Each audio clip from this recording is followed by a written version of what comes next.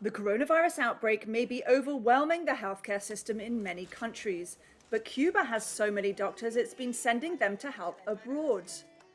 Known as an army of white coats, Cuban medics have been deployed to nearly 40 countries across 5 continents since the pandemic began, offering a type of medical diplomacy that far outweighs its stature as a small Caribbean nation of 11 million people. They're providing essential services in places like Peru, which has the highest death rate from COVID in the world. Cuban doctor Juan Pablo Falcon says it's clear they're needed. Cuban doctors come to help. We don't want to replace anyone's job. To be honest, this country needs doctors. In spite of doctors training every day, doctors are needed and experienced health workers are needed so that they are able to train younger health workers.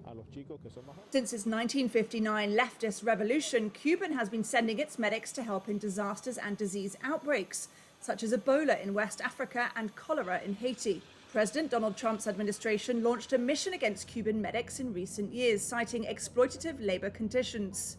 Though Cuba experts say while some of the US criticism is legitimate, Paul Hare, former British ambassador to Cuba, who lectures at Boston University's Pardee School of Global Studies, says most of the world looks favorably on Cuba's medical diplomacy. Before some bigger countries who then realized there were public diplomacy advantages in offering equipment and personnel, such as China and Russia and other European countries. So the Cubans showed themselves prepared and adroit in deploying cadres very quickly. The question is whether this will be a long-term advantage for them beyond the pandemic and elsewhere.